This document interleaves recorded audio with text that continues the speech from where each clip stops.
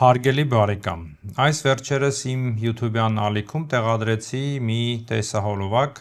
հայ հավատացյալի հոգևոր շնության մասին։ Շատ արձագանքներ եղան, որի համար շատ շնորհակալ եմ բոլորին, թե դրական, թե բացասական արձագանքների համար։ Կային մեջները մարդիկ, որոնք իրենց համարում էին քաղկեդոնիկ եկեղեցու հետևորդ, որոնք շատ դժգոհություններ հայտնեցին, կոչ արեցին, որ հայերը պետք է ապաշխարեն, այսինքն իրենք հայ լինելով պետք է դառնան ուղղափառությանը, թե չէ փրկություն չունեն, դե իրենց չեն կանդրադառնա Աստված իրենց հետ։ Կան հավատացյալներ, որոնք շատ խիստ սկսեցին խոսել, վիրավորել նույնիսկ ինձ, որ դու ով ես, որ սրբերին բան ես ասում, եւ այլն, ճիշտն ասած ես սրբերին բան չեմ ասում, ես ձեզ եմ ասում, որ դուք սխալ եք ընկալում սրբությունը կամ սրբերին մոտեցումը, նյութը դրա մասին էր, իսկ թե սուրբ են, սուրբ չեն, ես շեշտում եմ, որ այդ սրբերը, որոնց մասին խոսում են, դա կոնկրետ կաթոլիկ եկեղեցու, ուղղափառ եկեղեցու, հույն կամ ռուս եկեղեցու սրբեր են։ Եվ թե նրանք ինչ կապ ունեն մեր հետ, ամբողջ հարցը դա էր։ Նշեմ, որ 5-րդ դարից այն կողմ ոչ մի եկեղեցի իրար սրբերով չի ընդունում, այսինքն հայ եկեղեցին չի ընդունում քաղկեդոնիկ եկեղեցի սրբերին, իրենք մեր սրբերին չեն ընդունում, նույնիսկ ատելությամբ են լցվում, սա նորմալ, այսինքն ոչ թե ատելությունն է նորմալ, այլ նորմալ է այդ փորձառությունը, որ իրար սուրբ չեն ընդունում, որտեվ համարում են, որ եկեղեցիները շեղվել են ուղղափառությունից, ճշմարտությունից, դրա համար այդ եկեղեցու ծոցից սուրբ չի կարող ծնվել, այս է ամբողջ երևույթը։ Սրա մասին էր խոսքը։ Նաև շնորհակալ եմ այն մեր հավատացյալներին, որոնք գիտակցեցին, հասկացան հաղորդումս այս տեսահոլովակս լսելով, հասկացան իրենց մոլորությունը, սխալությունը, հարցը նրա մեջ չի տգիտությունից էր, չգիտեին, միամտությունից էր, բայց ի վերջո հասկացան եւ հուսամ իրենք կանդրադառնան, կսկսեն ավելի աճ ունենալ հայ եկեղեցու շնորհների մեջ եւ հայ եկեղեցու սրբերի բարեխոսությամբ եւ վարդապետությամբ։ Եվ այն մարդիկ, որոնք շատ կոպիտ էին արտահայտվում, որ իրենց համարելով հայ եկեղեցու հավատացյալ, որ այդ դրանք սուրբ են, փաստեր բեր, ինչու, որ օրինակ Պայիսիոսը ինչ էր հայերի մասին ասում, ինքը վատ բան չի ասել եւ այլն, դա նորից գալիս է իրենց տգիտությունից։ Նախ եւ առաջ գիտեք հետաքրքիր ինչն է, մյուս հարցերն էլ էին տալիս, բա Եփրեմ ասորում կարելի է աղոթել կամ Պանտելեյմոն բժիշկին աղոթել կամ Սուրբ Սարգիսին աղոթել, այսինքն նախ ասեմ հարգելիներ, մենք իրենց չենք աղոթում, մենք իրենց բարեխոսությունն ենք խնդրում Տիրոջ առջև աղոթելուց, խնդրելով բարեխոսությունը այդ սրբերի։ Եվ այս հարցերը որ տալիս են, դա ցույց է տալի, որ ցավոք սրտի մեր հավատացյալի մեծամասամբ չգիտեն, որ թե հայ եկեղեցու սրբերի ցանկ, այսպես ասեմ, որոնք տարեկան եկեղեցու տոնացույցի մեջ հիշատակվում է եւ եկեղեցում տոնվում են, ցավոք սրտի չգիտեն,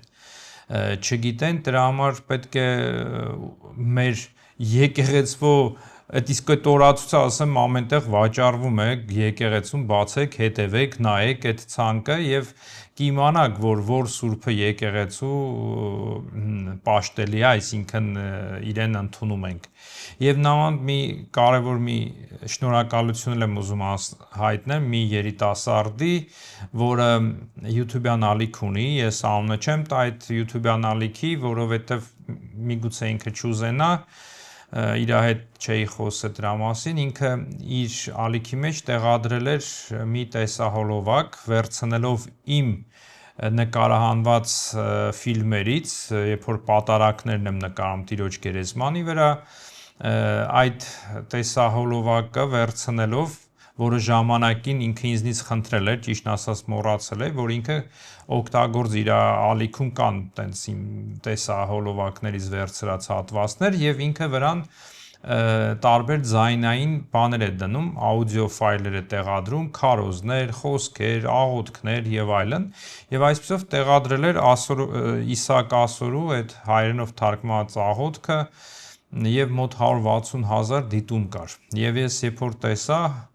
այն առաջվա տեսանյութը, երբ որ պատրաստում էի, բան էի փնտրում, տեսա եւ ես գրեցի, որ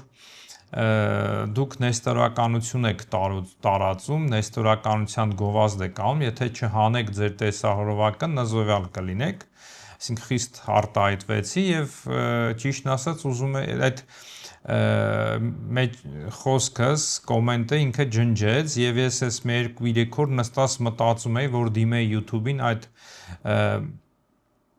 տեսահոլովակը հանեն, որտեվ դա իմ տեսահոլովակն էր ձևում, այսպես ասեմ, բայց երևի Աստծո կամքն էր եւ տղան հետս կապնվեց, զրուցեցինք մոտ ժամուկես, ժամից ավել զրուցեցինք, ինքը հասկացավ եւ այդ տեսահոլովակը այսօր տեսա, որ ինքը հանել է, չնայած որ այդքան տեսա դիտումներ է ունեցել 160,000-ից ավելին, ինքը հանեց, որի համար շնորհակալ եմ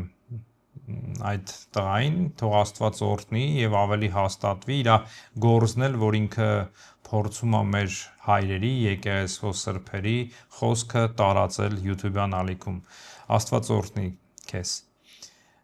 Դե այսօր խոսենք այն հարցերի մասին, որոնք այն տեսահոլովակի մեջ կարծես թե ես բաց թողեցի, որտեվ նպատակը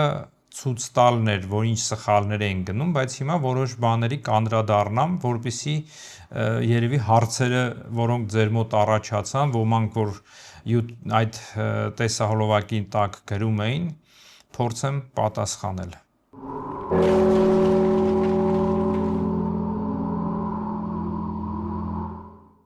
Խաղաղություն քեզ, հարգելի բարեկամ։ Ուրեմն ասեմ, որ հայ եկեղեցում ամեն առավոտ դե գիտեք ժամերգություն ենք անում, դե տեղ կա կավա չեն անում եւ առաջի ժամերգությունը դա գիշերային ժամերգությունն է եւ մենք սկսում ենք հրաժարիմքով, հրաժարիմք ի սատանա է, հրաժարելով սատանայից դառնում ենք դեպի արևելք եւ մեր դավանանքն ենք խոստովանում, որը գրել է Սուրբ Գրիգոր Տաթևացին եւ այդ դավանանքն ենք խոստովանում։ Այսինքն սրա մեջ շատ կարեւոր էր, որը Սուրբ Գրիգոր Տաթևացին էլ է կարեւորել եւ մեր օրը սկսում ենք մեր դավանանքը խոստովանելուց, որը դա ցույց է տալի, որ ինչ կարևոր է, որ մեր հիմքը պետք է լինի մեր դավանանքը։ Ամեն բան պետք է սկսենք խոստովանելով մեր Սուրբ Երրորդությունը, Հայրը, Որդին եւ Սուրբ Հոգին։ Դրա համար շատ կարեւոր է, որ ձեր աղոթքներում, երբ որ առավոտյան աղոթում եք, վեր եք կենում աղոթքի, հրաժարիմք եք երևի շատերը տասում, նաեւ անպայման այդ դավանանքը մեր խոստովանենք եւ հավատանք ամենակատար սրտիվ, դա ժամագրքերի մեջ կա, կարող եք գտնել, կամ էլ եթե ռուսախոս եք ռուսերենով, ես պատրաստել եմ աղոթագիրք ռուսախոս հայերի համար, մեջն էլ կարող եք գտնել այդ դավանանքը։ Ուրեմն այդ դավանանքը, որտեվ խոսքը գնում է սրբերի մասին, այդ նյութի մասին, մեջը կա հետևյալը, որ մենք կարդում ենք մեջը, հավատամք եկեղեցի սուրբ, ըստ թողություն մեղած, հաղորդությամբ սրբոց։ Այսինքն մենք սրանով ուզում ենք ասել են, որ մենք հավատում ենք Սուրբ եկեղեցուն, որը իր հերթին դա երկրի վրա այսօր գտնվող ողջ մարդիկ են եւ եկեղեցու մյուս մասը, որը երկնքում է, լինի դա սրբերն են, որոնք սուրբ են, լինի նաեւ այն մարդիկ, որոնք դեռ հարցական է, սուրբ են թե չէ, եւ մենք իրենց համար հոգեհանգիստ ենք անում։ Եվ ինչի մասին Պողոս Առաքյալը Եբրայեցիս 12-րդ գլխի մեջ ասում է. Բայց դուք մոտեցել եք Սիոն լեռան եւ կենթանի Աստծու քաղաքին, երկնային Երուսաղեմին, հրեշտակների բյուրավոր բանակներին, երկնքում գրված անդրանիկների հանդիսավոր ժողովրդին, բոլորի դատավոր Աստծուն, կատարելության հասած արդարների հոգիներին։ Այսինքն մենք մոտեցել ենք, երբ դրա համար Սուրբ Տաթևացին ասում է, Հավատամք եկեղեցի Սուրբ, թողություն մեղած, հաղորդությամբ սրբոց, այսինքն թողություն մեղած ինչ կապ ունի հաղորդությամբ սրբոց։ Դա վերցված է ավելի Հովանու առաքյալի առաջի թղթից։ Ես ընթերցեմ, առաջի գլխից։ Խոսում ենք դրա մասին, որ սկզբից էր, որի մասին լսեցիք, որին ամենականատես իսկ եղանք, որին նայեցինք եւ որին մեր ձեռքերը շոշափեցին, այսինքն կենաց բանը, նա նույն ինքը կյանքն էր, որը հայտնվեց, մենք այն տեսանք, վկայում ենք, պատմում ենք ձեզ այն հավիտենական կյանքի մասին, որ հոր մոտ էր եւ հայտնվեց մեզ։ Հովանեսը գրում է մարդկանց, որոնք Քրիստոսին չէին տեսել, եւ ինքը այդ նամակը գրելով վկայում է, որ ինքը տեսել է, շփվել է, շոշափել է այն մեկին կենաց բանը, այսինքն կյանքի խոսքին, Հիսուս Քրիստոսին, որում մասին էլ ինքը սկսում է խոսալ։ Ինչ որ տեսանք եւ լսեցինք, պատմում ենք ձեզ, որպեսզի դուք էլ հաղորդակից լինեք նրան մեզ հետ, ինչպես որ մենք հաղորդություն ունենք Հոր հետ եւ նրա որդու Հիսուս Քրիստոսի հետ։ Եվ այս բանը գրում ենք ձեզ, որպեսզի ձեր ուրախությունը կատարյալ լինի։ Այսինքն ուզում ասի, որ ուզում է, որ այս ինչ որ գրում է, իսկ ինքը ինչ է գրում, պարզ հեքիաթներ չի գրում, ինքը իր ուղերձն է գրում, այնտեղ շատ բան խոսում է ների մասին, տարբեր բաների մասին, խրատական եւ ցույց է տալիս, որ ուզում է սա մեզ ասի, որպեսզի ինչպես ինքն էր, առաքյալներն էին հաղորդակից Հիսուս Քրիստոսի հետ, այդպես էլ մենք լինենք։ Եվ շարունակում է. Եվ այս է այն պատգամը, որը լսեցինք նրանից եւ պատմում ենք ձեզ։ Աստված լույս է եւ նրա մեջ խավար չկա, բոլորովին չկա։ Եթե ասենք, թե հաղորդության մեջ ենք նրա հետ, բայց քայլենք խավարի մեջ, ստում ենք, ճշմարտությունը չենք կատարում։ Իսկ եթե լույսի մեջ ենք քայլում, ինչպես որ ինքն է լույսի մեջ, հաղորդության մեջ ենք լինում միմյանց հետ եւ նրա որդու Հիսուսի արյունը մաքրում է մեզ ամեն մեղքից։ Այսինքն սա ցույց է տալի, որ այդ լույսը այն ճշմարտությունն էր, եթե մենք այդ լույսի հետ ենք, այդ ճշմարտության մեջ ենք, որ այդ դավանանքն է, ուսմունքն է հայ եկեղեցու, ասենց ասենք առաքելական ուսմունքը։ Եթե մենք այդ լույսի մեջ ենք, մենք հաղորդակից ենք լինում։ Հաղորդակից ենք լինում, անպայման չի նստենք խոսել, զրուցելը չի, այդ կապը հաղորդակից, ինչպես իրանք են երկնքի հետ հաղորդակից, այդ շնորհների, օրհնությունների, այդպես էլ մենք ենք դառնում հաղորդակից այդ շնորհներին, այդ ամեն ինչին, ինչ որ իրենք էին եղել, լինելով շոշափելով Հիսուսին եւ հիմա որ լինում են երկնքում են եւ արյունը մաքրում է մեզ ամեն մեղքից Հիսուս Քրիստոսի։ Եթե ասենք մենք ոչ մի մեղք չունենք, մենք մեզ ենք խաբում եւ ճշմարտություն չկա մեր մեջ։ Սա շատ կարեւոր է, որովհետեւ հենց այդ հաղորդակիցը լինելով ճշմարտությանը մեր մեղքերը մենք գիտենք, մեղավոր ենք, մեղք ունենք, մեր մեղքերը Տիրոջ արյունը մաքրում է, ինչպես որ ասում ենք թողություն մեղած հաղորդությամբ սրբոց, այսինքն որը իրար հետ շահկապված է։ Հաղորդվելով սրբերին նաև հաղորդվում ենք իրենց վարքերին, իրենց կյանքին, ինչպես Պողոս առաքյալը նույն բանը Եբրայեցիս 13-րդ գլխում ասում է. հիշեցեք ձեր առաջնորդներին, որ Աստծու բանը խոսեցին ձեզ, նայեցեք նրանց կյանքի վախճանին եւ նման եղեք նրանց հավատքին։ Այսինքն սա ցույց է տալիս, որ այդ հաղորդակից լինելը նրանում է, որ մենք նաև նման լինենք իրենց կյանքին, իրենց օրինակ վերցնենք իրենց կյանքը։ Դա շատ կարևոր մի բան է, որը մեզ սովորեցնում է հայ առաքելական եկեղեցին։ Եթե վերցնենք մեր եկեղեցվոս սրբերի վարք սրբոց, այսինքն որոնք կա, շատ կարճ համառոտ գրած էր, որպեսզի ծանոթացնի մեզ այդ մարդկանց հետ, այդ սրբերի հետ եւ ցույց տա իրենց հավատքը առ Աստված, սերն առ Աստված եւ սա մեզ ավելի ուժ տա, որ մենք տեսնենք, որ իրենք հավատալով, սիրելով Տիրոջը, հավատարիմ մնալով Տիրոջը, իրենք արժանացան երկնքի արքայության, ոչ թե որ Գեդինին քնեցին կամ եսիմ ժամերով, ամիսներով աղոտ քարեցին։ Դա չի շեշտը դրվում, շեշտը դնում է իրանց հավատքը, սերը առ Աստված, իրենց հույսը, հավատարմությունը, իրենց ոչ վախենալը մարդկանցից, մարդու պատիվ չփնտրելը, այս բաներով մենք մեզ օրինակ են ծառայում եւ նորեն ասեմ, վարքը իրեն շատ կարճ է եւ մեր եկեղեցու հայրը կարային գրեին երկար, որտեվ եթե երկար գրեին, պատմությունը գրեին, ավելի, գիտեք, մի ուրիշ տեղ կտաներ, դրա մասին կանդրադառնանք կամաց, այ կարճ համառոտ, որ մարդը չծանրանա սրբի վրա, այդ սուրբը դա իրան միջոց դառնա, այսպես ասեմ, միանալու ավելի Աստծուն։ Հուսամ հասկանում եք։ Բայց հիմա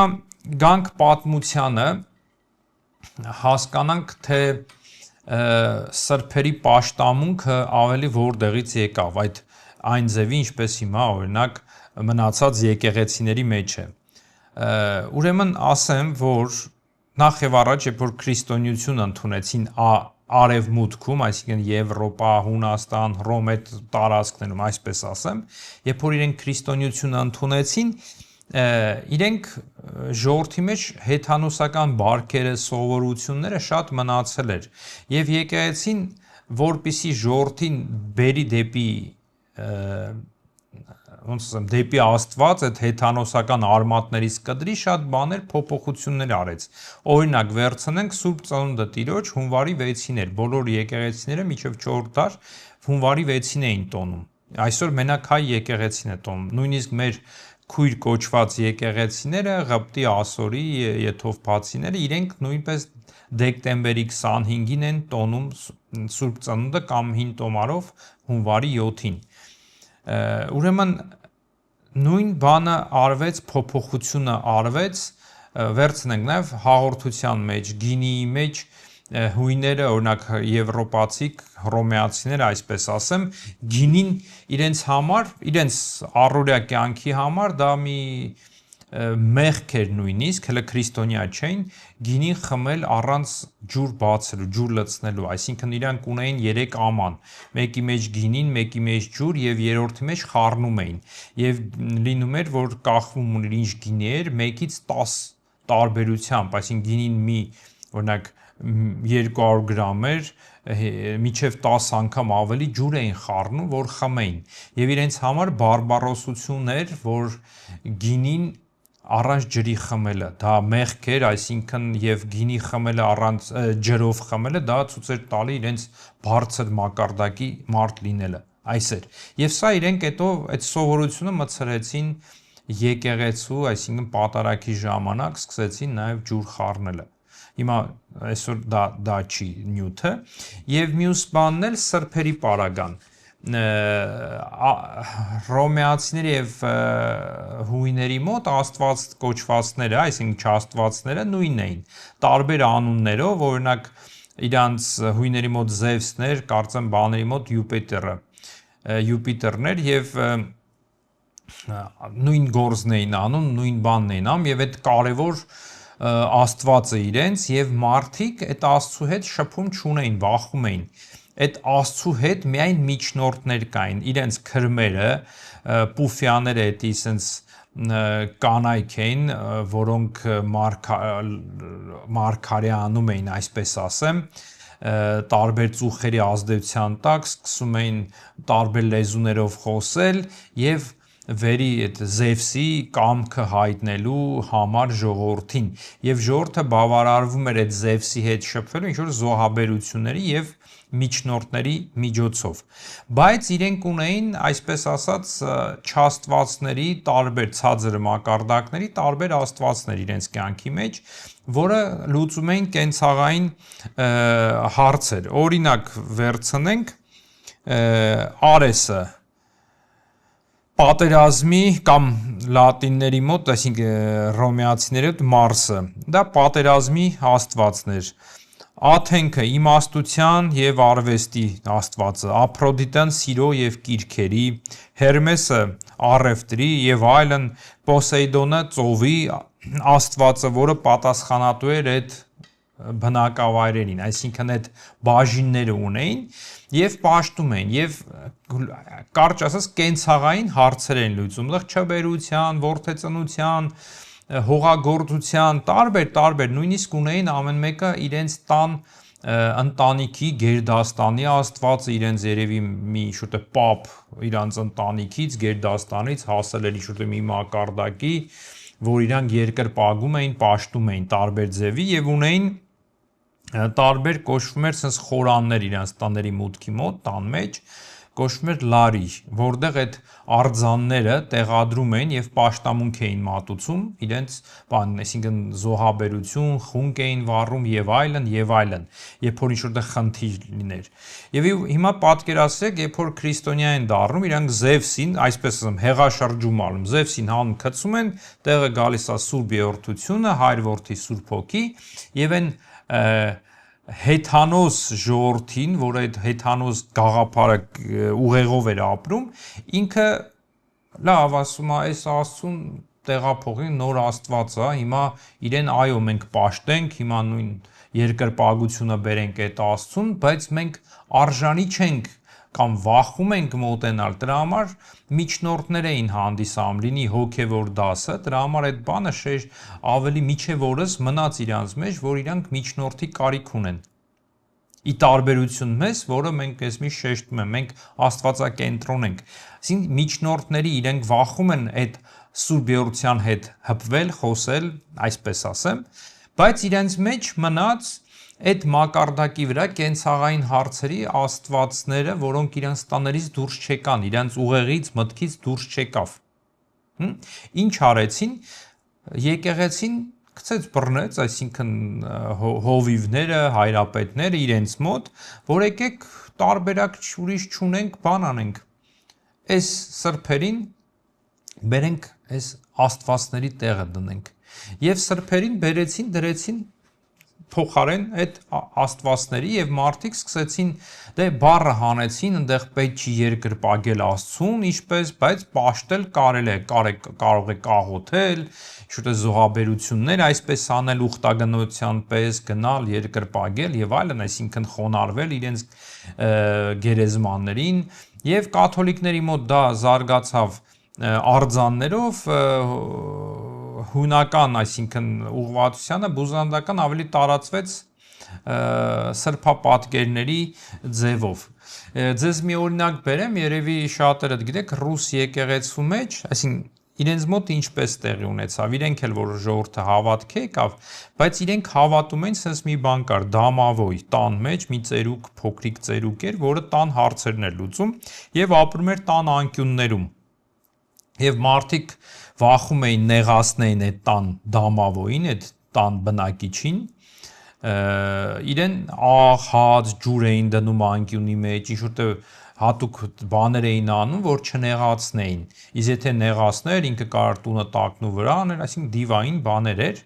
եւ որպեսզի ժողովուրդը դառավ քրիստոնյա, բայց դեռ այդ անկյուններին ինքը պաշտում էր։ Դրա համար եկեղեցին ինչ արեց, եկեղեցին բերեց այդ անկյունում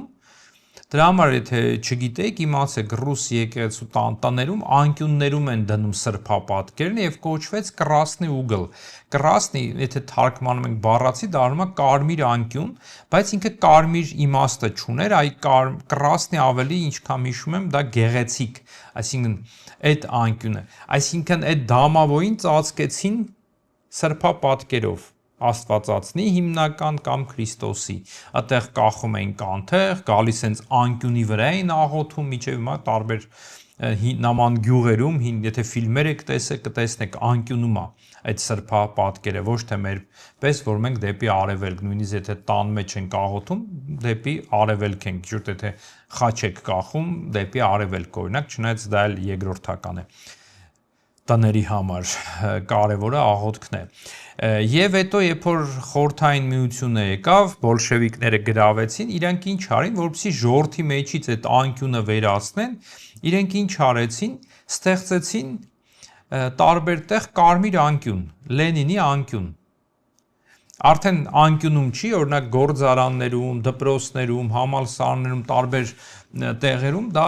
արվեց ինչ, մի անկյուն, որտեղ Լենինի արձանն էր դրվում եւ մարդկանց մեջից, ուղեղի մեջից sense ջնջեցին, որ այդ անկյունի փոխարեն հասկացողությունը Լենին պապիկն է, այդ բիձենա։ Այսինքն իր արչեւ որպեսի գան խոնարհվեն, այսինքն պաշտամունք մատուցեն եւ այդտեղ կանգնեն պատիվ անեն եւ այլն, հա։ Այսպես էլ հետո նորից ժողովուրդը սկսավ Լենինին քցել, նորից բերել սրբապատկերներ։ Այսինքն հոգու խորքում այդ ժողովուրդները նախ ասեմ, որ Հունաստան կամ Հռոմ, չէ, մնացած ժողովուրդները արդեն իրանց կողմից սկսեցին քարոզչություն արվել, միսիոներություն արվել եւ դարձի բերել եւ արդեն իրենց սովորությունները, բարքերը բերեցին իրենց արդեն կայացած իրենց հավատամքը, աղոթքը, ծեսը։ Եվ հայ ժողովրդի մոտ, երբ որ մենք նայում ենք մեր սենց ասեմ սրբերի պաշտամունքը կամ սրբերի ցանկը վերցնենք, հա, այսօր հայ առաքելական Սուրբ եկեղեցվո տոնացույցի մեջ, որոնք սրբերի անուններ կա, որոնք հիշատակում, անշուշտ կան սրբեր, այնտեղ բազում նահատակներ էլ է հիշատակվում, օրինակ ասում է, այս մեկը ու իր բազում նահատակները, բազում նահատակները չէ, այլ անունները վերցնենք, որոնք այսօր 400 հոգի է, մոտ 400 հոգի է պլյուս մինուս, որոնցից հայ որպես հայ ժողովրդի, հայ եկեղեցվո սրբեր 60-ն է, պատկերացնում եք, 60-ն է, մնացածը դա կամ աստվածաշնչյան են, հին ուխտի, մարգարեներ, օրինակ Դավիթ, Մովսես, հա, այդ Եղիա եւ այլն մարգարեներ եւ նոր կտակարյանան սրբեր, առաքյալները, Աստվածամայրը, Հովանես Մկրտիչը, Ստեփանոս Նախավական եւ որոնք նոր կտականի մեջ են հիշատակվում այդ անունները։ Հա, հասկացաք։ Իսկ հայ եկես, որ այդ սրբերին տվել է հայ եկեսին 60 հոգի են։ Մի քիչ կարող է շատ ավելի։ Եվ ստեղ հարց առաջանում, մարդիկ կամ ասում են, մեզի միշտ քննադատում են, ուրա ցույց տվեք, դուք սրբեր չունեք, մենք շատ ունենք, մենք մեր ավելի շատ է, դա նշանակում է, որ մենք ավելի շատ սուրբ ունենք եւ այլն, շնոր ունի եկեղեցին, դուք շնոր չունեք։ Մի հատ հարցն եմ, սուրբին ով է սուրբ դարձնում, ճակերտով այդ բառը վերցնենք, սուրբ հրճակում։ Դե ոմանք ասեն Աստված։ Լավ էլի, Աստված սենց վերևից նստում է, ասում է սրանց սուրբ հրճակեք, ժողովրդեսի սուրբա, չէ, սուրբին սուրբ է հրճակում եկեղեցին։ Եկեղեցին դա ինչ-որ անհայտ մի բան չի, շենք չի, եկեղեցին ինչ-որ երբ որ հրճակում են այդ տվյալ ժամանակաշրջանի, լինի պատրիարք, կաթողիկոս եւ ժողովը, այսինքն եպիսկոպոսական, նստում, քննում, զննում են, որոշում են այս մարդուն սուրբ հրճակել, որովհետեւ պայմաններ կա։ Դե ասում են տարբեր պայմաններ կա, որ գցենք պետք է հրաշքներ գործած լիներ, վկայություններ բերեն, հետո հետ մահու հրաշքներ, տեսիլքներ, երազների մեջ հայտնվել եւ այլն եւ այլն։ Բայց մեր եկեղեցին այդպես օրինակ կա տարբերակել, որ ասում են դե մենք որ սրբերի այդ սրբադասման կարգը կորցրել ենք, դրա համար սուրբ չենք բանարի, մի վաղ ես էլ էի տենց պատասխանում, բայց դա ինձ թվում է հիմարություն է, ոչ թե որ սրբադասման կարգն ենք կորցրել, այլ մեր եկեղեցու մոտեցումը ուրիշ է, ինչպես ասացի, մենք աստվածակենտրոն ենք։ Իսկ սրբերին մեր այդ հիմնական սրբերը նրանք են, որոնք եկեղեցին ընդունել է որպես մեկը, օրինակ, որը նայել են այդ եկեղեցու համար ինքը ինչ է արել, իր ճգնությունը, իր նահատակությունը ինչ է բերել հայ ազգի համար։ Օրինակ վերցնենք Սուրբ Գրիգոր Տաթևացին, Որոտնեցին, Օձնեցին, Մեսրոպ Մաշտոցը, թարգմանիչ վարդապետները ինչ են արել։ Իրանք որ չլինեն, մենք այսօր որպես քրիստոնյա միգուցե չլինենք, շատ ձուլված լինենք օտար քրիստոնյա հարավանությունների մեջ, պետությունների մեջ, կորենք, չլինենք, վարդանանք, Սուրբ Վարդանանցին պատերազմել են, կռվել են, նահատակվել են, բան են արել, պարտվել են եւ ինչ բարոյական հաղթանակ են տարել, ոմանք դրանից նեղվում են, ծաղրական են մոտենում, բարոյական հաղթանակ, դա բարոյական հաղթանակ չէր, դա հավատքի հաղթանակ էր։ Այո, ֆիզիկապես մենք կորցրեցինք ինչ-որ բաներ, բայց մենք չկորցրեցինք մեր հավատքը, մեր դավանանքը, մենք մնացինք հավատարիմ այն դեպքում, երբ որ 451-ին քրիստոնյա աշխարհը համագումար էր հավաքել, ժողով էր անում, որ որոշեն խաչի վրա Քրիստոս մարդն է մեռել, թե Աստված, մենք մեռնում ենք Քրիստոսի համար վասն հավատքի, հա, նահատակվում էին, եւ այդ նահատակությունը, այդ պատերազմը մեզ ուժ տվեց, որը ավելի ճիշտ ասած ուժ էր առել Հայկ Նահապետի այդ ոգին, որը Հայկ Նահապետը պատերազմեց Բելի հետ եւ հաղթեց, եւ այդ հոգին առավ Վարդան Մամիկոնյանը իր հավատքի հետ, եւ այսօր մենք միջև մեր օրերը այդ Վարդանանց ոգիով ենք առաջնորդվել, լինի զենքով, լինի գրիչով, պատերազմելով օտար հարձակումների վրա, մարտահրավերների դեմ պայքարել ենք գրիչով, լինի սուրով, զենքով։ Դրա համար մեր եկեղեցվո սրբերի մոտեցումը ոչ թե որ մենք չենք ունեցել, երբեք այլևս տենց հիմարաբար չմտածեք, այլ մենք սրբերի մոտեցումը ուրիշ է եղել։ Հա, նույնը դա գալիս է, մենք տեսնում ենք, ինչից ենք տեսնում, երբ որ միջև 4-5-րդ դար մենք շատ բաներ վերցրել ենք հույներից, ասորիներից, ուղղափառ ասորիներից, որտեղ մեր ծեսը, մեր աղոթքը, մեր ամեն ինչը հունարեն էր եւ ասորեն էր, հայերեն տառեր չունենք։ Եվ ինչ որ կա, իրանց գրած, իրանց բաները վերցնում, բերում ենք, մենք էլ ենք կարդում, Սուրբ Գիրքով, աղոթքներով, ամեն ինչով։ Հետո մեր հայրերը, որ մենք Սուրբ Գիրը Աստծուց ստացանք, մեր թարգմանիչ վարդապետները թարգմանեցին այդ ամենը, թարգմանեցին եւ իրենցը ստեղծեցին։ Ինչն էր նպատակը, դա պարզ բան չէր, հա, այբուբեն գրեցին, գտան, բան արեցին, մեր եկեղեցու հայրը հասկացել են, որ այդ լեզուն կարա միայն պատնեշ դնի օտար կամ ոչ ընդունելի բաներից, էլի, ասես դավանանք լինի ինչ-որ սովորություններից։ Դրա համար միջև համարյա 4-5-րդ դար, հետո էլ որ Քաղկեդոնը եղավ, եկեղեցին իրենք մեզանից բաժանվեցին, ուղղափառությունից հեռացան, հա, սենց ասեմ,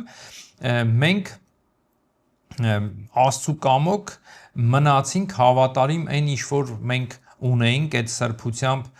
պահել ենք։ Իսկ միջև այդ մենք ընդունեցինք մնացած եկեղեցիների սրբերի պաշտամունքը ընդունեցինք, իրենց նահատակներին, իրենց սրբերին, այնտեղ 12 վարդապետներին եկեղեցվո Եգիպտոսի ճգնավոր անապատականներին ընդունեցինք, ամբողջը բերում ենք իրանցից խրատները, իրանց բաները բերում ենք մեր եկեղեցի աղոթքներ, շարականներ։ Բայց երբ որ մերոնք գրեցին, ունեցան մեր այբուբենը, կներեք կրկնվում եմ, մենք դառանք ուրիշը։ Ոչ թե մենք փոխվեցինք կամ ինչ, ուղղակի մենք ազատվեցինք այն պաշտամունքից, այն բանից, որը գալիս էր արևմուտքից, այսպես ասեմ, այսպես հասկացեք։ Դրա համար մեր եկեղեցու մոտեցումը ամբողջությամբ տարբեր է։ Նայեք, միջև 5-րդ դար օտար սրբերի մասունքները նույնիսկ վերցնենք, չէ՞, ոսկորները սրբերի, մենք ունենք Գրիգոր Լուսավորիչին էլ ունենք, այն էլ ինքն էլ գիտակցաբար, Տրդատ թագավորը նույնիսկ չուզեց, որ իր մարմինը պաշտամունքի առարկա դառնա, նույնիսկ Գրիգոր Լուսավորիչը այդպես չուզեց, հեռացան, որ չվերցնեն, որտեվ այդ վաղ այդ սխալ քրիստոնյաների մոտ այդ հոգեբանությունը կար, այդ մասունքների պաշտամունքը, սենց ասեմ, որտեվ քրիստոնյաները ձևով ուզում էին հաղորդակից լինեին այն սրբերին, որոնք իրանցից առաջ էին, դա հասկանալի է, բայց մեր եկեղեցում միջև 4 դար ինչ մասունք ունենք, դրանից հետո բան չկա, սրբերի մասունք չունենք, ոչ թե չի եղել, այ չունենք, իսկ չնայած ասում են Տաթևի վանքում բազում սրբերի մասունքներ կար, երևի ուխտավորները բան բերում էին, հավաքված էր իրանց մոտ, բայց նորից ամեն բան թաքնված էր լինում։ Նայեք մեր մասունքները ինչի մեջ, այդ աչի մեջ է, որ ասենք արծաթյա ոսկի, որ ավելի սրա մեջ մարդը ոչ թե մասունքին է հպվում, այդ աչին, այսինքն կարծես թե ինքը այդ սրբի աչն է առնում։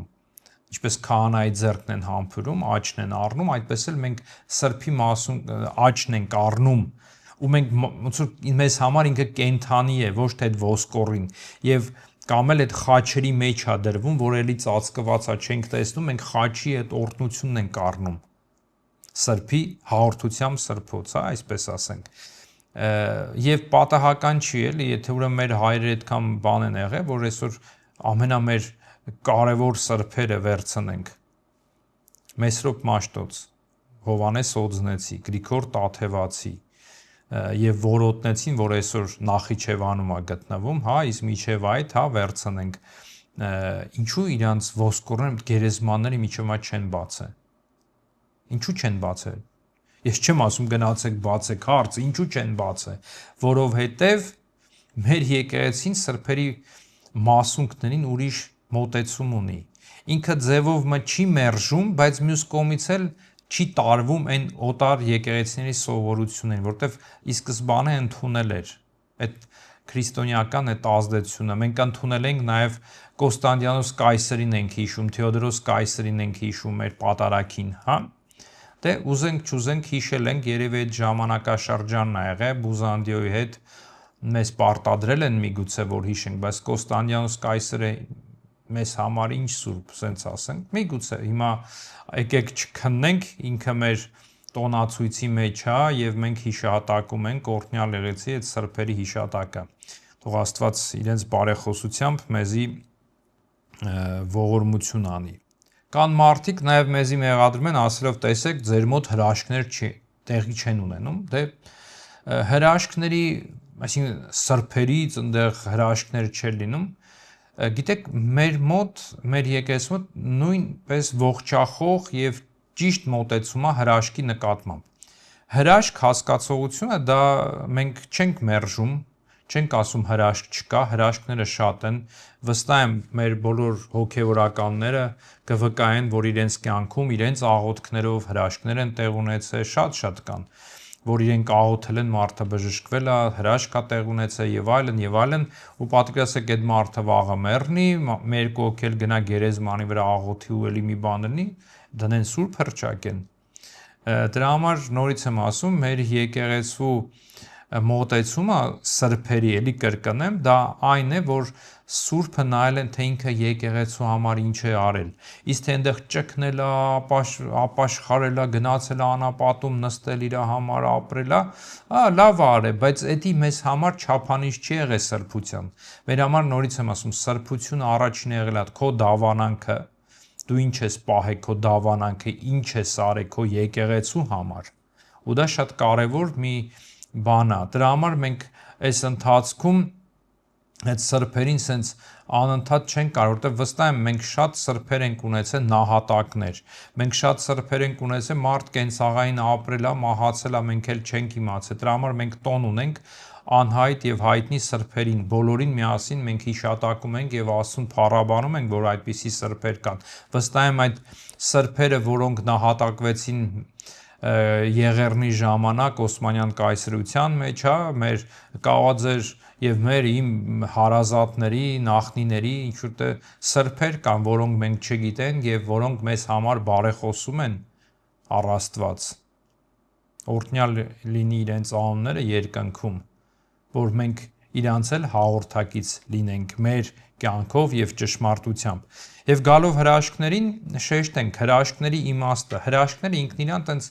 ձևի համար չէր արվում։ Հրաշքը իմաստ ուներ։ Երբ որ մենք հիշենք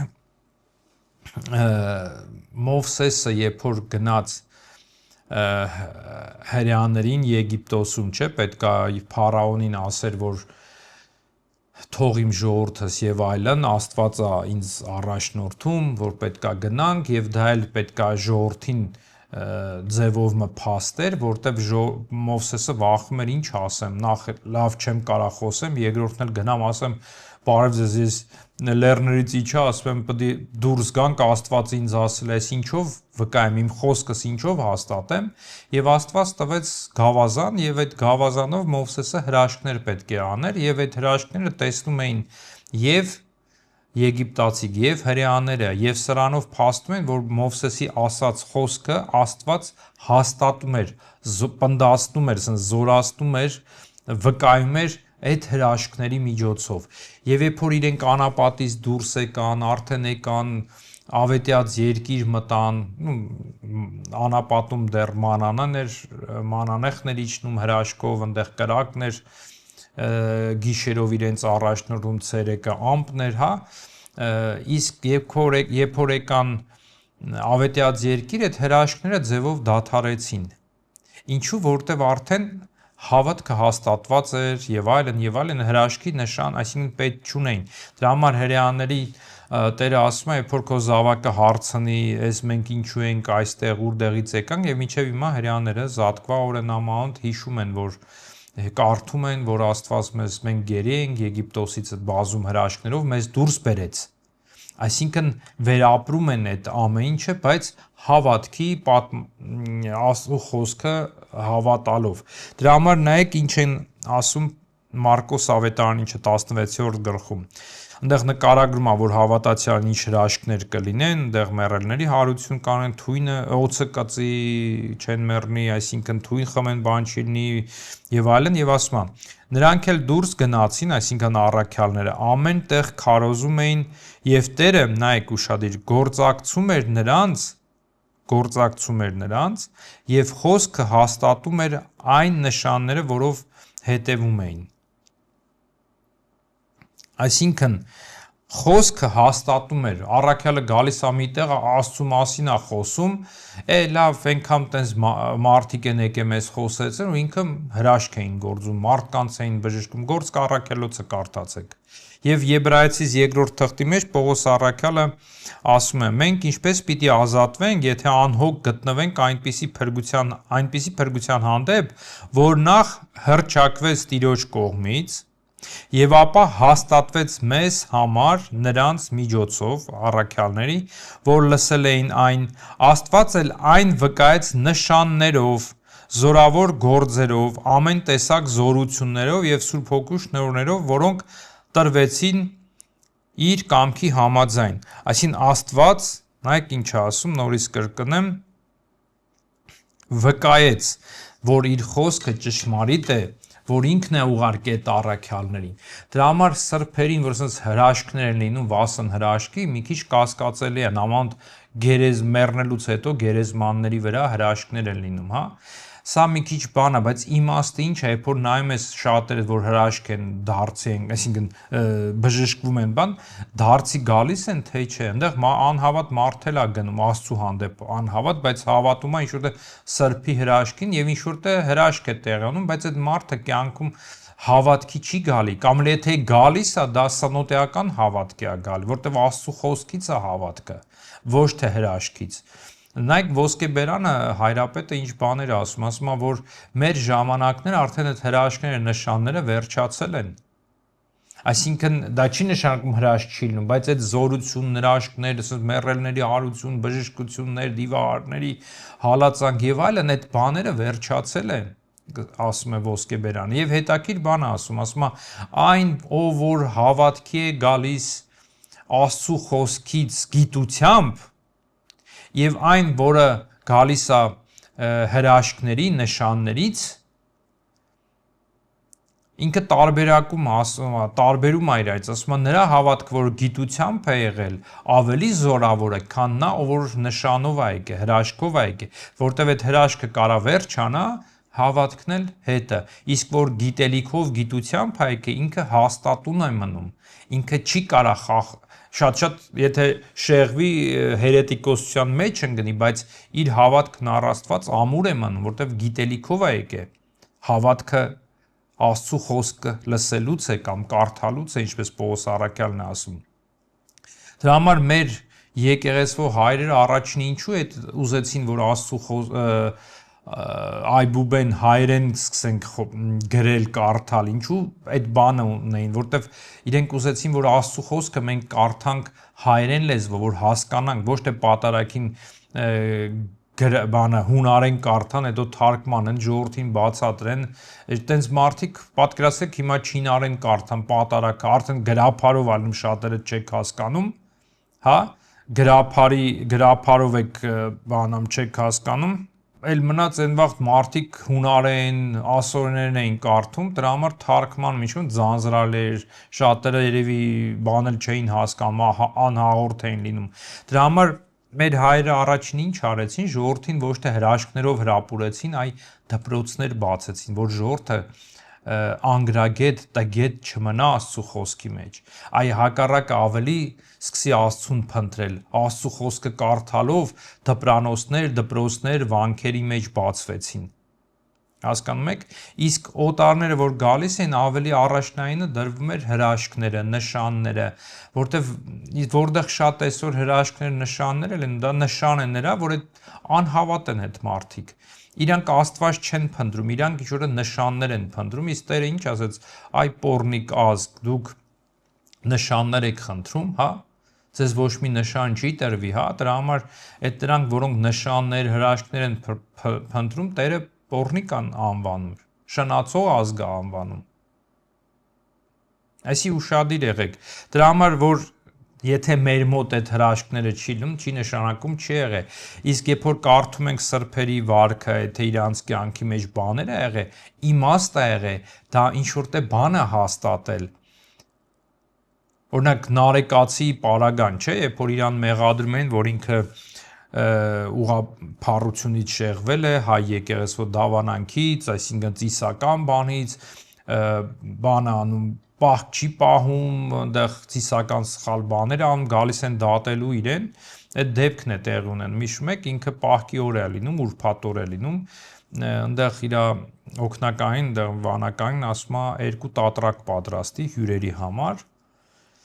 պահքի ժամանակ բերում խորովում դնում են սրանք ասում են վայ անամոթ դու փաստիր որ դու պահքը խախտում ես չես ընդունում մեկը ինքը ասում է վայ մոռացել է այսօր պահք է ծափահարում է աղավնիներին այդ տատրակներին ասում է կներեք այսօր պահք էր ասում է ես չգիտեի եւ աղավնիները այդ խորոված վիճակից կենթանանում թռնում գնում են եւ մարդիկ ընկնում են իր առջեւ խոնարհվում են այսինքն երբ որ բաներ կան նշաններ իմաստ է եղել ինչպես Երուսաղեմում այդ լույսը որ իջնում են չէ հիմա ասում են իջնում է երկնքից դա բանով են վառում արդեն վառած է հիմա դրա մասին չի նյութը Գրիգոր Լուսավորիչը երբ որ մտնում է գերեզման այդ լույսը վառվում է ինքը երգում է լույս զվարթը էդի դրանով Տաթևացին ասում է ինք ավելի լուսավորիչ կոչվեց, որտեվ այդ հրաշքի համար, ինչի համար, որպեսզի Գրիգոր Լուսավորիչին Աստված փառավորեց, ցույց տվեց, որ էսի իրոք այն մարդն է, որը հզոր մարդ է, ասենց ասեմ, սուրբ մարդ է, որի պատվին այդ լույսավորությունը տվեց եւ ինքը խնդրեց, որ միշտ այդ զատկվա այդ ավակ շաբաթ օրը միշտ Աստծո շնորհը իջնի ժողովրդի վրա դրա համար մենք էլ Հայաստանում էլ խորաններից կանթեղներից մոմերը վառում տուն ենք տամ այդ օրհնությունը Գրիգոր Լուսավորիչի օրհնություն ոչ թե կրակը նյութեղեն այ դրանով օրհնությունն ենք տանում մեր տուն Սա է ու Տաթևացին էլ հրաշքներ էր գործը բազում եւ շատ ինքը մուսուլմանների այդ նվաճողների, մոնղոլների, այդ մուսուլմանների, որոնք ինքը հրաշք էր գործում, շատերը հավատքի էին գալիս։ Իմաստը սա եղե ոչ թե որ գնա մի հատ էս սրբին խնդրեմ թող ինձ բան անի եւ այլն, հա։ Դրա համար նորից եմ ասում, մասունքները մեր եկեղեցու միշտ թաքնված են միշտ փակ են սրբերի մասունքները մենակ տոներին են հանում եւ նորից թաքցնում են, պահում են, որպիսի ժողովրդի մեջ այդ սխալ մոտեցումը մոլեռան չբերի ոնց որ ասած մեռելապաշտության, մարդապաշտության, որը մենք տեսնում ենք տգիտաբար մարդիկ ռուս եկեղեցում, այսինքն հունադավան եկեղեցում կաթոլիկների մոտ այդ մարմինների մարդկային մարմինների թեկուզ սուրբ է իրենց պաշտամունքը մարդիկ գալիս այդ ոսկորները վերցնում բանի մեջ ջրի մեջ են մտցնում մարդիկ հարցակվում են այդ երևի տեսահոլովակը տեսել եք այսինքն այդ մեռելի պաշտամունք կներեք, սենց ասեմ, էլի, աստվածապաշտամունք չի, աստվածապաշտություն չի, մարդապաշտություն է։ Նաև մեր հայրերը, նորից ասեմ, իրոք զգուշ են եղել, որ մեր հավատացյալները տգիտության պատճառով չընկնեն մարդապաշտության եւ խախտեն առաջի պատվիրանը, չէ, որ ասում է վերևում, երկնքում, ներքևում, երկրի վրա եւ երկրի խորքերի ջրի մեջ եղած որևէ բանի նմանությամբ քեզ կուրքեր չպիտի կերտես, չպիտի երկրպագես ու չպիտի պաշտես նրանց, որտեվ ես եմ քո Տեր Աստվածը, մի նախանձոտ Աստված, Ելից 20-րդ գլխի մեջ։ Դա այստեղ հարցը միայն ինչ-որ արձան կամ նկար կամ եսի ինչ անելը չի, այստեղ դա այն է, որ ինչ-որ թե դու կուրք պիտի պաշտես, որին դու հատկություններ ես տալի աստվածային զորության, Աստծո հատկություններ ես տալի, որը կարա անի Աստված։ Հասկանում եք, դրա համար մարդը այստեղ այն աղանդների պես չեն, որոնք նայեք դուք սրբապատկեր ունեք եկեղեցում կամ եւ այլն ինչ-որ բաներ եք պահում ձեր եկեղեցում, ուրեմն դուք այդ խախտում եք այդ պատվիրանը, ոչ, մենք ոչ թե այդ սրբապատկերը կամ որևէ բան որպես Աստված ենք պաշտել կամ պաշտում, դա այդպես չի, դրա հարցը չի, դա Աստծո պատկերն է կամ որևէ սրբի պատկերն է, հա, այլ այստեղ շատ կարևորը խոսքը այդ կուրք, որ ասվում է, երբ որ դու այդ մի պաշտամունքի առարկային, որին դու երկրպագում ես, մոտենում ես, դու որ Աստծո հատկություններ ես տալի, մեկը որ քեզ կարա այսինքն Տեր լինի քեզ, օգնի այդ հարցում, դու որպես սա է վտանգը, եւ մարդը կամա տգիտության պատճառով, ինչպես շատերը տգիտությամբ գնում են քաղաքեդոնական սրբեր են պաշտում, այդպես էլ կարան գնան ի վերջո սկսեն մարդապաշտ լինել, երկրպագել եւ այդ Աստծո պաշտամունքը վերածեն այդ սրբերին, այդ մասունքներին, սրբապատկերներին։ Գիտեք, սրբապատկերները նես մի ծայրահեղության էին հասել ժամանակին, որ այդ 6-րդ, 7-րդ դար այդ սրբապատկերներին, որ ներկը պոկում էին սրբապատկերից եւ հաղորդության մեջ էին գցում, որ հաղորդությունը օրտնվի այդ սրբապատկերի ներկից, պատկերացնում եք ինչ էր հասնում, դա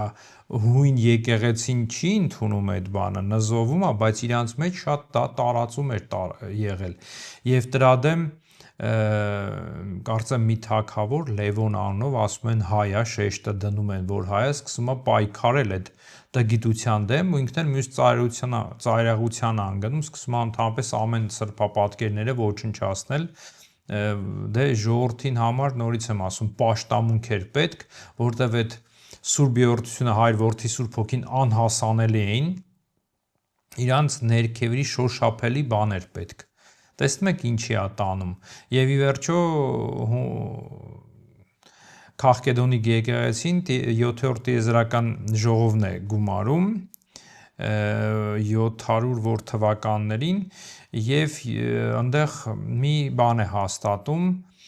որ սրբապատկերների հանդեպ եւ մասունքների հանդեպ, որ մարդիկ պետքա ունենան այդ պաշտամունքը, դե ոչ թե երկրպագեն Աստծուն, ինչպես, այլ ուղղակի պաշտեն, հարգեն եւ այլն, բայց նորից դա ճանապարհա ցույց տալիս, որ մարդ կարա գնա ընկնի այդ պաշտամունքներին։ Եվ վերջո 843 թվականին իրենք մի որոշում են անում, մի տոն են հռչակում, որը կոչվում է ուղղափառության հաղթանակ, տոնախմբություն, որը տոնում են Մեծի Պահոջրջանի առաջի կիրակին։ Հիմա մենք հին տոմարով այսօր կիրակի է, վաղը մենք մեր մոտ բարեկենդան է, վաղը մենք մտնում ենք Մեծի Պահոց հույների հետ միասին եւ եկող կիրակի լինելու է այդ հույների մոտ մեր բանն է լինելու ուղղափառության հաղթանակը, որը պատարագից հետո եւ դա արվում է բոլոր ուղղափառ եկեղեցում, որևէ ռուսական եկեղեցում այնտեղ ցանկ կա, իրենք նզովում են պատարագից հետո նզովում են տարբեր հերետիկոսություններ, ուղղվածություններ, օրինակ ով որ Աստծուն չի հավատում, ասում երկինքն ու երկիրը ինքն իրան է առաջացել, ասենց տարբեր բաներ, եւ որոնցից մեկը հետեւ բանն է, եւ ամեն այդ նզովքը կարդալուց եպիսկոպոսը, որ կամ հոգևորականը բարձրաձայնում է եւ ասում է անաթեմա նզովյալ նզով կա կարդում եւ հետեւյալն է որոնցից մեկը նրանք ովքեր մերժում են Սուրբ Հայրերի ժողովները եւ նրանց ավանդույթները, որոնք համապատասխանում են Աստվածային հայտնությանը եւ բարեպաշտորեն պահպանվել են ուղղափառ ընդհանրական եկեղեցու կողմից, անաթեմա, այսինքն նզովյալ, այսինքն Սուրբ Հայրերի ժողովները որոնք են, հայ եկեղեցին ընդունում առաջի 3-ը, 4, 5, 6, 7-ը չի ընդունում հայ եկեղեցին, այսինքն եւս 4 հատը չի ընդունում, իսկ ստեղ ասում է ով որ մերժում են, մենք ոչ թե չենք ընդունում, նաև մերժում ենք։ Եվ այստեղ ամենաշեշտը դա Քաղքեդոնի ժողովն է, 4-րդ, որը եղավ 451 թվականին, եւ սրանցով իրենք նզովում են եւ ժողովուրդը 3 անգամ գոռում է անաթեմա, այսինքն նզովյալ։ Այսինքն իրենք հիմա մի շաբաթ հետո նզովելու են հայ ժողովրդին, հայ եկեղեցուն, հայ հավատացյալին, նրանց որոնք տենց կույրորեն երկրպագում պաշտում են օրինակ Մատրոնային, Պաիսիոսին, Նեկտարիոսին, իրենք իրենց նզովում են ձեր հավատքը, ձեր ամեն ինչը, ձեր հայրերին իրենք 8-9-րդ դարից մեջևումա նզովում են ամեն կիրակի, այսինքն մեծի պահոտ շրջանին։ Եվ այսօր ինձ կանգնեք ասեք, որ Պաիսիոսը կամ Նեկտարիոսը իրանք հայ եկեղեցուն ինչ բան ժողովրդին սիրում են եւ այլն։ Ոնց կարան, սիրելով նզովում են, իրենք էլ լինելով ուղղափառ նույն Նեկտարիոսը վստահ եմ ինքն էլ իր վանքում ճեմարանում սաների հետ կամ իր մայրապետների հետ այդ բանի տոնին անաթեմա էր կոռում բոլոր նրանց ով չընդունեց, այսինքն դրա համար եմ ասում, եթե մեկը գար իրանց ասեր ես Քաղքեդոնը չեմ ընդունում, ինքը մի հատ էլ քեզ կնզովեր։ Ստեղ հայ մեկն էլ գրել է, բա մենք հայերը հույները իրար շատ լավ ենք, մեկը բան չի ասում, բայց ստեղ սա այդ սահմաններն են։ Դրա համար շատ հավատացյալ եմ մարդիկ լինի ռուսներ, որոնք հավատքի են գալիս հենց դառնում են հավատացյալ, իրենց առաջինը այս բաներն են սովորեցնում, դավանանքն են սովորեցնում եւ ասում են, եթե Քաղքեդոնով չի ընդունում, չի կարա փրկություն ունի, որովհետեւ Կիրակի օրը իրենք գալիս միասին իրենց եպիսկոպոսի հետ նզովում են։ Հետո իրանք ոնց կարան գան մեզ հետ ասեն դուք փրկություն ունեք։ Դա անհնարին է դա ընդունելը, չէ՞։ Դրա համար հետո նզովքից հետո իրենք սկսում են հիշատակել բոլոր այն նրանց սրբերին, որոնք իրենց հավատքի ջատագով եղան, մեռան այդ հավատքի համար, պահապան եղան, տարածող եղան, իրենց ցանկանում են հավերժ հիշատակ այդ սրբերին, եւ ժողովուրդը գոռում է հավերժ հիշատակ։ Եվ դրա համար հարգելիներ, նախ ձեր դավանանքը սովորեք, ձեր հավատամքը սովորեք, ձեր սրբերը իմացեք, այսինքն ձեր ասելով ոչ թե հայ։ Դրա համար ինձ ասում են, բա այն սրբերը ընդհանրական որ կա, դու ուրեմն ասում ես, եթե հույնա չպաշտենք, այսինքն չընդունենք, նորից տգիտություն, նորից եմ ասում, մեր եկեղեցին 400-ի չափ սուրբ է ընդունում։ Գնացեք այդ ցանկը ուսումնասիրեք, ըստ այն որ մտածեք որ սրբի արչև կամ տոնախմբել կամ աղոթել կամ իր խոսքը գրականությունը կարդալ։ Ոչ թե եթե միտեղ կարդում եք դեմը սուրբ է գրած, ուրեմն վերջ ինքը սուրբ է։ Դա հիմար բան է, որ ասում ենք Աստծո սուրբ է։ Դրա համար ինչպես սկզբում ասի, սրբին հռչակում է եկեղեցին։ Դուք ինչ կարայք իմանայք Նեկտարիոսը սուրբ է։ Որտեղից կարայք իմանալ։ Եկեղեցին հռչակեց։ Դուք ուր կարայք իմանայք Մատրոնան կամ այն մյուսը Նեկտարիոսը Շարբելը սուրբ է, որտեվ եկեղեցին հռչակեց, դա տարածեց, նկարը հայտարարեց, մարդիկ սկսեցին ավելի եւ դրա համար գովազդապետ, որպեսզի այդ հրաշքները տարածեն, բան անեն, որ մարդիկ գան այդտեղ էլ մյուս բանն է գալիս բիզնես, այդտեղ փողը լավ ֆռում կներեք էս արտահայտությանս համար։ Մարդիկ գալիս գումարներ են տալիս, նվերատվություններ են տալիս այդ վանքերին, դրա համար այդ վանքերի սրբերի ինչքան որ վանքը լավ սուրբ ունենար, դա կարևոր էր, կամ սուրբ կամ սրբա պատկեր, կամ շատ տարածված են սրբապատկերներից մեռոնա իջնում բանալում, հետո շատերը գտնում են, որ տենց հատուկ անցք են անում աչքի բիբի մեջ, որը չի երևում, այնտեղ յուղ է դրվում, եւ այս սրբապատկերը, որը դիմացը սրբապատկերի կանթեղ է վառվում, տաքանալուց այդ յուղը հալում է, սկսում է ծորալ աչքից։ Շատ տենց բաներ, կեղծարարություններ կան։ Հիմա դրանց մասին չխոսեմ, այսինքն այդ կամ հրաշքը սրբ խաչի վրից արյուն է վազում, նորից կասկածելի է, պատարագի ժամանակ պատարագ հարվում, արյուն է վազում ու սաղ թողնում են պատարագը, սկսում են այդ խաչը երկրպագել, բուն տիրոջ արյունը թողած, սենց ասեմ, հա։ Դե այս բաներն է, որ սիրելին դուք սենց կարդում եք, ոգևորվում եք, վայ, այնտեղ կա, ինչու մեր մեջ չկա։ Այնտեղ լինելը դա չի ցույց տալի, որ դա ճշմարիտ է, մեր մոտ չլները չի նշանակում, որ մենք սխալ ենք կամ չունենք հրաշք կամ եւ այլն։ Սա շատ կարևոր է, որտեվ դրա համար իմացեք, էլի նորից եմ կրկնում, որ այդ սրբերը, որոնց դուք տենց պաշտում եք, որոնք տենց հիացած եք իրանցով, իրանք ձեզ ամեն Պաուտ շրջանի առաջ կիրակին ձեզ նզովել են, որտեվ դուք Քաղքեդոնը չեք ընդունում։ Իսկ դուք կասեք, ինչ կարևոր է, ես լուրջ չունեի Քաղքեդոնի մասին, բայց իրանց ընդունում եմ։ Բայց դու մկրտվել ես այն եկեղեցում, որը այդ Քաղքեդոնը չի ընդունել։ Քո կնքահայրը վկայել է քո համար հավատք ու սեր ա ուզել, եթե դու փոքր ես եղել, քեզ քո համար վկայել է, որ ինքը Տեր է քեզի, այս եկեղեցու դավանանքի Տեր ա, դու այդ եկեղեցու ծոցից ես ծնվել, ուզես իմանաս չիմանաս, դու ուրանում ես քո եկեղեցին։ Իսկ եթե դու չգիտես, դա քո խնդիրն է, եկեք միայն հոգևորականների վրա չնետենք, դուք չեք փնտրում, դուք չեք ուզում սովորել, դուք չեք ուզում հասկանալ։ Դուք գնում եք տարբեր լեզուներ եք սովորում, որպեսզի կարողանաք կարդալ օտար սրբերի գործերը, հա, կամ եւ այլն, հա, բայց մի հատ գրափար լեզուն չեք ուզում սովորեք, որպեսզի պատարագ ավելի հաղորդ լինեք պատարագին եւ կարողանաք գրափարով կարդալ օրինակ մեր եկեղեցու հայրերի թողած ժառանգությունը։ Դե այդ ինչ լեզու է, էլի գնանք չինարեն սովորենք, հա,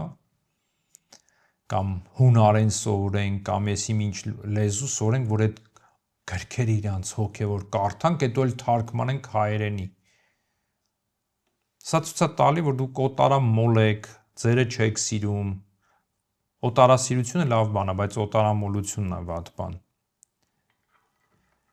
Գանք նաև այն տարբերակ խոսքերին, որ մենք գրականություն չունենք, դրա համար ստիպված գնում ենք այստեղ ընդեղ ենք կարդում այս գրքերը։ Գրականություն ունենալ չունենալը նորից եմ ասում, դա գալիս է մեր հոգևոր դաստիարակությունից, որ սխալ դաստիարակություն է ձեր մոտ ձևավորվել, դուք անդադ ուզում եք մի ուղեցույց, ձեզի կյանքը դա ուղեցույց չի, հոգևոր քրիստոնյայի կյանքը դա ուղեցույց չի, որտեղ ինչ կանգնես, որտեղ ինչ անես, դա քո կյանքն է, որը քեզ պետքա բանավոր ձևի կողքից մեկը խրատի ու սովորեցնի, քո կնքահայրը, որը ցավոք սրտի մենք չունենք,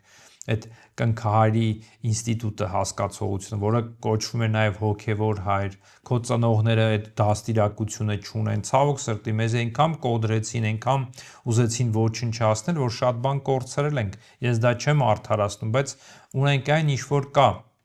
բայց այսօր մի դարա, մի հնարավորություն կա, որ այսօր նստել, աշխատել, այդ բաները մեջտեղ հանել, նամանդ մեր հոգևոր դասը այն տեսահոլովակից մեջ ասեցի, որ վարդապետները սկսեն տաթևացու, շնորհալու, օձնեցու այդ իմաստությունը մատչելի դարձնեն մեր ժողովրդին, բերեն մեր ժողովրդին հրամցնեն։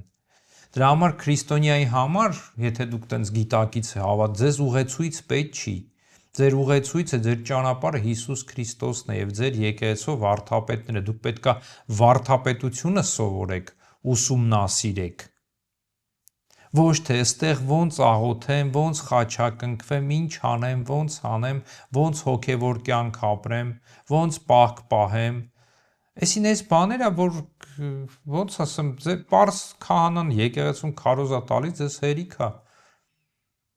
Այդ վանական, ճգնավոր այդ բաները, այդ նյութերի մասին ես շատ եմ խոսում, թե ռուսերեն, թե հայերեն, արդեն խոսել եմ, շատ նորից չծանրաբեռնեմ ձեզ, բայց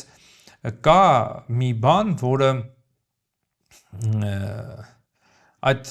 ճգնավորների այդ բաները մեր եկեղեցում նորից ասում մեր հայրերը չեն թողել այդպիսի գրականություն, ինչպես է Լեստվիցը, նույն այդ Իսահակ Ասորու այդ վանականներին ուղված կամ ռուսների մոտ կան տենց գրականություն Բրենչինինով եւ այլն, որ վանականների կյանքին ուղված ճգնավորների ինչպես ինչու որտեվ մեր եկեղեցին ժողովուրդը գիտակցել է, թե դու ուզում ես ինչ-որ վանական կյանքով ապրես հոգեվոր եկե, դա ամենաճիշտը դա եկեղեցի մտնես դնես հոգեվորական։ Սա է։ Իսկ ճգնավոր վանական, եթե մեկը եղել է, դա ինչ-որ տարիքով հասած մարդիկ են հասունացած, որոնք գնացել են այդ անապատներ են եղել։ Գնացել են անապատներում ճգնել են, այնտեղ իրանց ուղեցույց պետք չէր գրքով կարդան ոնց անում։ Այդ գիտեք ինչ է նման այն Այվազովսկի, որը նկարում է, ու մեկը ուզում է Այվազովսկու պես նկարի սկսում է նայել ոնց ու սկսում է ասես նկարել, դու տես նկարիչ չես դառնա։ Քո մեջ պետքա լինի դա, որ դու կարողանաս ի վերջո, իսկ դրան պետքա հասնես, տարիքդ գա, հասունանաս, որ մի օր եթե Աստված կանչում է, գնաս մի անապատ, մի տեղ ճգնես, որը տենց են արել, հասուն մարդիկ են գնացել, այս երիտասարդը ինքը պետքա կրթություն ստանա, ինքը պետքա գնա այդ կրթությունը ստանա, ինքը որպեսի ժողովրդին կրթի դաստիարակի։ Իսկ եթե չես ուզե, դու պարզ կամ զինվոր ես եղել, ռամիկ ես եղել, հողագործ ես եղել, պարզ ընտանիքի մարդ ես եղել, որը ավետարանական խրատները քեզ ծով բոլ է, ուրիշին չցանկանաս, չգողանաս, սուտ չխոսես, քո կշեռքի մեջ, բանի մեջ,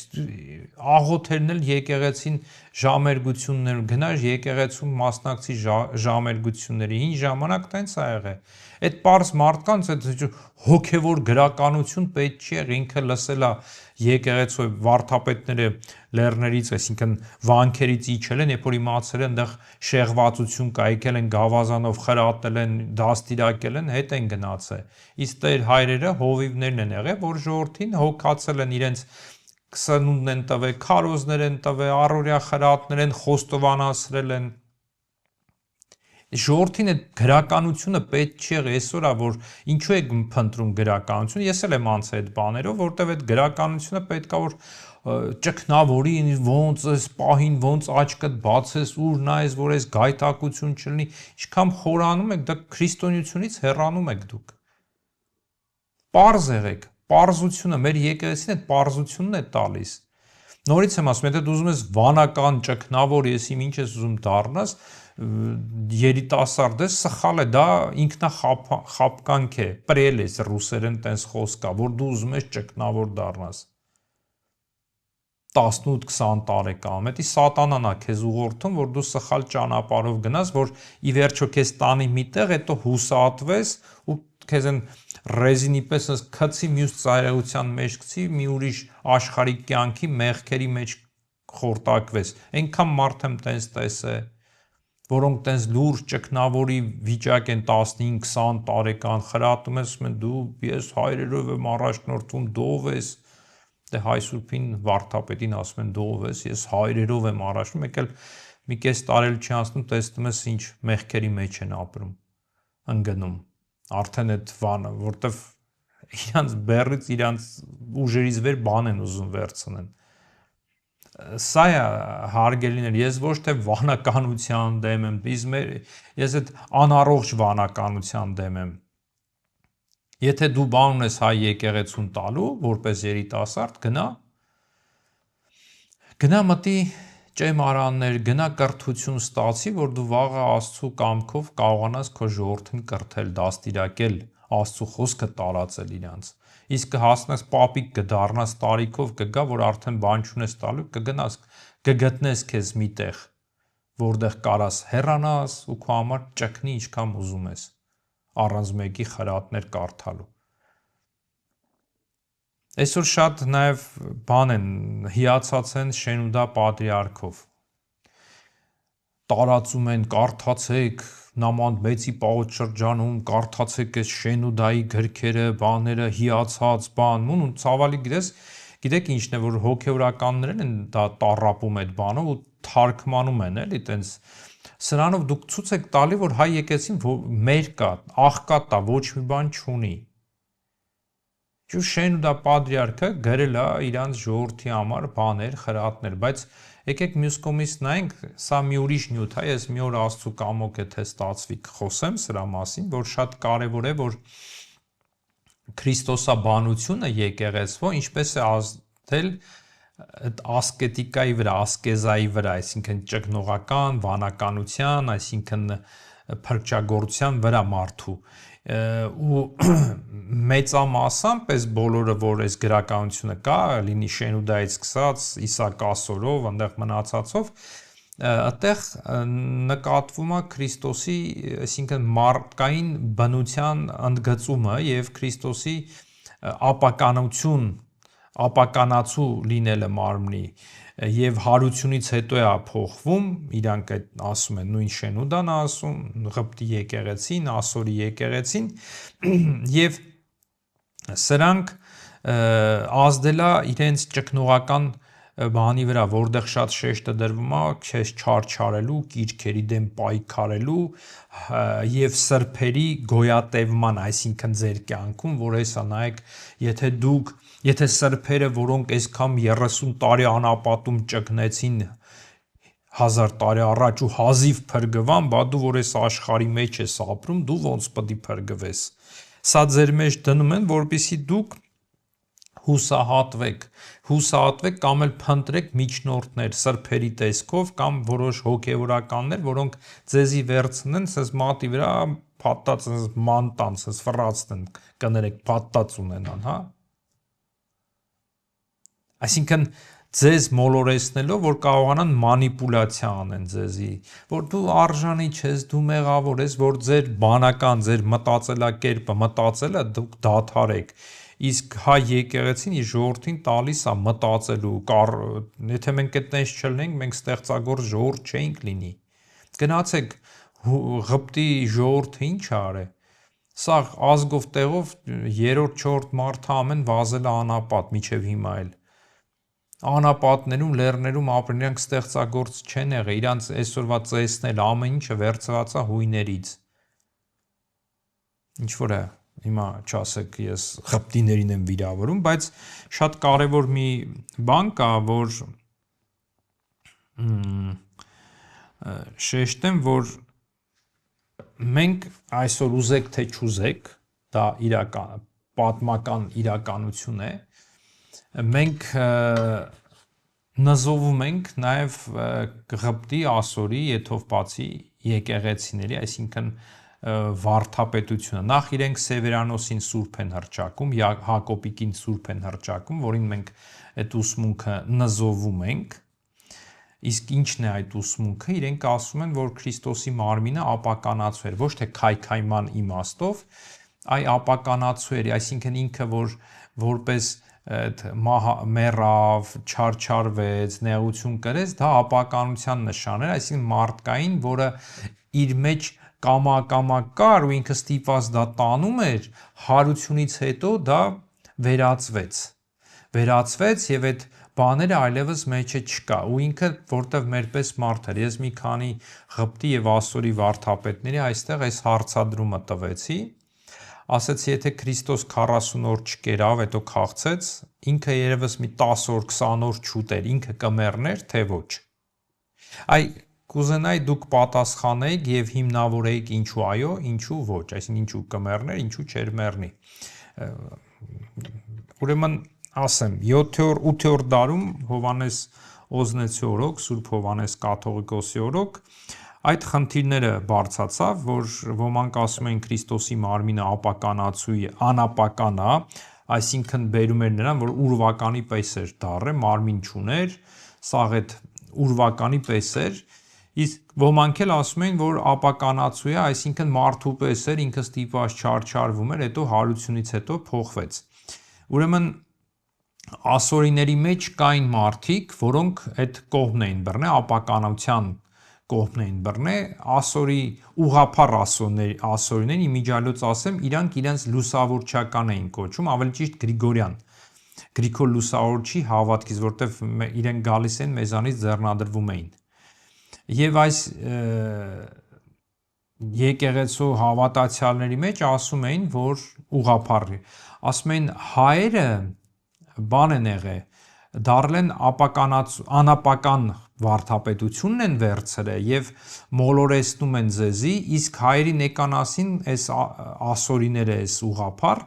իրանք էլ ապականության բանի մեջ են ընկել եւ ստիպված եղան Հովանես Օզնեցին ժողով հրավիրեց Մանասկերտում 726 թվականին եւ այնտեղ որոշում տալու համար հավաքվեցին եւ այդ վկաներին կանչեցին, որոնք այդ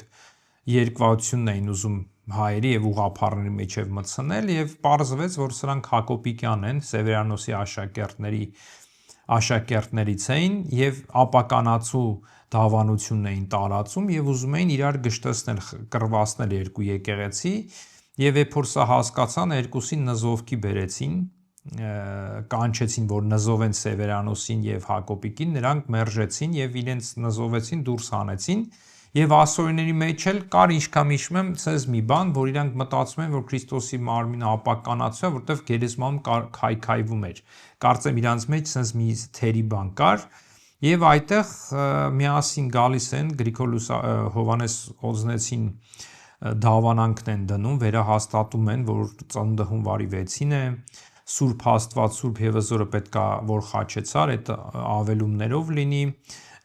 նաև ասեց, որ ընդունեցին նաև որ հացն ու բատարակի հացը անթթ խմոր լինի եւ գինի մեջ ջուր չլցնեն, այսօր այդ ասորիները որոնք կան Հակոբիկյան եկեղեցի են, այդ ուղափառները չեն, որոնք Հովանես Օզնեցու հետ միասին ընդունեցին այդ նզովքները, 10 նզովքներ եւ շատերը գալիս տգիտաբար եւ հայերից ասում են, որ հայերը Հակոբիկյանների հետ ընդհանուր բանարին, ոնց կարան Հակոբիկյանի հետ ընդհանուր բերել, որ Հակոբիկյանների նզովք է այստեղ։ Դրա համար հետո հետագայում 4-5-րդ դարից հետո Խաղկեդոնից հետո ավելի սկսեց այդ տարածվել, որ ինչու են ջուր լցնում եւ ինչու են թթխմորով անում, որ ցույց տան Քրիստոսի մարմինը ապականացու է։ Ամբողջը սա է։ Դրա համար Ասորի, Ղպտի բոլորը այդ մեր քույր եկեղեցիները, այսպես ասենք, մերպես հա մի բնություն կարող արտահայտվում են, բայց անել է հարց մի քիչ տարբերություն կա, բայց իրանք ընդունում են, որ Քրիստոսի մարմինը ապականացու է եւ պատարակին օգտագործում են թթխմորով, ասորիները նույնիսկ յուղել են լցնում, երկուքները նաեւ աղել են լցնում, թթխմոր, ջուր, ալուր, աղ եւ ասորիները յուղ են լցնում, ձեթ ավելի ճիշտ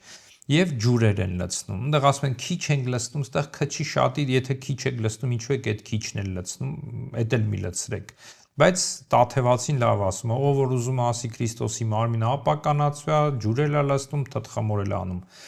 Սա է ամբողջ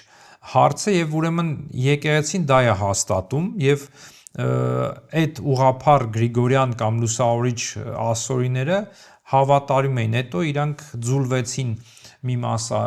Հակոբիկյանների մեջ եւ մի մասը ավելի նեստորական ասորիների մեջ եւ Կորան, այսպես ասած, ուրեմն կարդամ նզովքներից 6-րդ եւ 10-րդ, ուրեմն 6-րդը։ Եթե մեկը չասի, թե Քրիստոսի մարմինը կույսից ծնված օրից միջև հավիտյան անապական էր, այսինքն եթե մեկը չասի, որ անապական էր, ոչ թե ըստ բնության, բնական է, բնությամբ ինքը չէր կարա լիներ ապականացու, անապական կներեք, այլ անճարելի միավորության պատճառով։ Այսինքն մենք դավանում ենք, որ Քրիստոսի մարմինը ըստ միության դառել է անապական, բայց միջև միությունը ապականացու էր։ Այլ ասի, թե միջև հարությունը այն ապականացու էր, միջև հարությունը, անփառունակ ու անկատար եւ միայն հարությունից հետո դարձավ անապական, փառավորյալ եւ կատարյալ, նզովյալ լինի նա։ Այսինքն Շենուդան էլ իր աստվածաբանական գրքերի մեջ ասում է Քրիստոս հարությունից հետո փոխվեց։ Դրա համար նորից կարդամ, եթե մեկը չասի, թե Քրիստոսի մարմինը կույսից ծնված օրից միջև հավիտյան անապական էր, ոչ թե ըստ բնության, այլ անճարելի միավորության պատճառով, այլ ասի, թե միջև հարությունը այն ապականացու էր անփառունակ, անկատար եւ միայն հարությունից հետո դարձավ անապական, փառավորյալ ու կատարյալ, նզովյալ լինի նա։ Ուրեմն մենք ստասվում նզովում ենք նաեւ Շենուդա պատրիարքին։ 10-րդ նզովքը 10-ից 10-րդը Եթե մեկը չխոստովանի, թե Քրիստոսն անապականորեն և կամովին կրեց մարդկային բոլոր կրքերը, այլ ասի, թե այն ամենը, ինչը նրա մեջ է, ապականությամբ է, կամ թե այդ ամենը նրա մեջ ապականություն է առաջացնում, և չդավանի առաքյալների, մարգարեների, ուղղափառ վարդապետների դավանությունը, նզովյալ լինի նա։ Այսպիսով մենք նզովում ենք և ասորիներին, և ղպտիներին, եթովփացիներին և քաղկեդոնականներին, որտև իրենք էլ են նույնպես խոսում ինչպես և ղպտիները, ասորիները և այլն։ Դրա համար հարգելիներ, ես ինչ-որ որ ասում եմ, ես կատակչի, նզով, բան, սա մեր եկեղեցու, մեր ժողովրդի այն բանը, որ մեզ պաշտպանել է, քրիստոնեությունը մեզ պաշտպանել է իսլամական հեթանոս կրոններից, ժողովուրդներից, այդ պատնեշը, և մյուս մեր դավանանքը մեզ պաշտպանել է քրիստոնյա ազգերից, քաղկեդոնիկ, որոնք ուզեցել են մեզ կլանել իրենց մեջ, և սա է մեզ փրկե մինչև օրս դա հասցրել և մեզի պահել և պահպանել, ոչ թե մեր սիրուն աչքերը, որ Աստծու ժողովուրդ ենք, կամ ինչ կուզեք ասեք, այլ մեր հավատարմությունը մեր դավանանքին։ Կրկնեմ, որ մենք ամեն առավոտ ժամերգությունը, որ սկսում ենք հրաժարիմքից և մեր հավատքը խոստովանելուց այդ հիմքն ենք դնում, դրա վրա արդեն կառուցում ենք մեր աղոթքները, մեր առօրյան, մեր օրը, որպեսզի փառավորվի ամենասուրբ երրորդությունը։ Եվ ես կուզեմ վերջացնեմ իմ խոսքը Հովհաննես Օձնեցու